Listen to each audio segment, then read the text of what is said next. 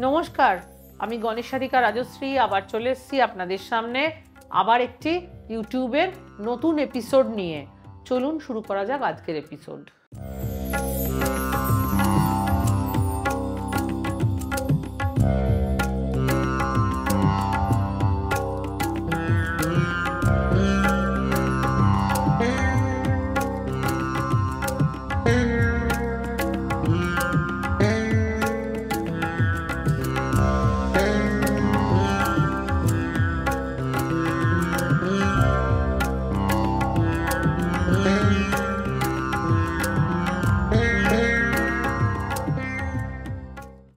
জ্যোতিষশাস্ত্র বলে আর্থিক উন্নতির জন্য এই বাস্তু টিপসগুলি অনুসরণ করুন। প্রত্যেকটি ব্যক্তি জীবনে সুখী হতে চান, তবে কেউ সুখী হন, আবার কেউ হন না। যদি আপনি জীবনে সুখী না হন বা আপনার বাড়িতে বাস্তু ত্রুটি থাকে, সেগুলি কাটিয়ে উঠতে চান, তাহলে অবশ্যই কিন্তু এই টিপসগুলি মানতে হবে। বাড়িতে নেতিবাচক শক্তি বিরাজ করলে বাড়িতে ঝগড়া, অশান্তি সৃষ্টি হয়। তাই প্রথমে আপনাকে জলে সামান্য নুন দিয়ে ঘর মুছতে হবে। এটি প্রতিদিন করতে হবে। এতে ধীরে ধীরে আপনার বাড়ি থেকে নেতিবাচক শক্তি চলে যাবে। এতে আপনার পারিবারিক সমস্যা থাকলে তাও মিটে যাবে। এতে ঝগড়া, অশান্তি থেকে বের হতে পারবেন আপনি।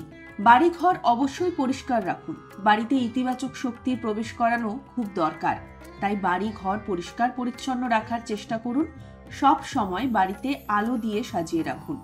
কখনো ঘর নোংরা রাখবেন না। এতে কিন্তু আপনার বাড়িতে নেতিবাচক শক্তি প্রবেশ করবে। তাই আগেই সাবধান হন আপনিও। প্রদীপ জ্বালাবেন রোজ সকালে। জলের সঙ্গে হলুদ মিশিয়ে বাড়ির মূল দরজার সামনে ছড়িয়ে দিন। সেই সঙ্গে স্বস্তিক চিহ্ন আঁকুন। সকাল ও সন্ধ্যায় প্রধান দরজার সামনে প্রদীপ জ্বালাবেন। এতে বাড়ি থেকে নেতিবাচক শক্তি দূর হবে। এমনকি বাস্তু ত্রুটি থাকলে তাও চলে যাবে। বাস্তু ত্রুটি দূর করতে একদমই আবর্জনা, নোংরা কোনো জিনিস রাখবেন না। এতে মা লক্ষ্মী রেগে যান। তাই ঘর বাড়ি সব সময় পরিষ্কার পরিচ্ছন্ন ও দুর্গন্ধ মুক্ত রাখা উচিত। আর তা বাড়ির মূল দরজার সামনে ডাস্টবিন একদমই রাখবেন না। এতে আপনার ওপর মঙ্গল ও শনির অশুভ দৃষ্টি পড়বে। কোনো কাজে আপনি লাভ করতে পারবেন না। কেমন লাগলো আজকের এপিসোড? যদি ভালো লেগে থাকে আমার ইউটিউব চ্যানেল গণেশাধিকা রাজশ্রীকে লাইক করুন, শেয়ার করুন এবং বেল আইকনটি প্রেস করে সাবস্ক্রাইব করে রাখুন, যাতে নিত্য নতুন অনুষ্ঠানের নোটিফিকেশন সবার আগে পেতে পারেন। ভালো থাকুন, সবাইকে ভালো রাখুন। নমস্কার।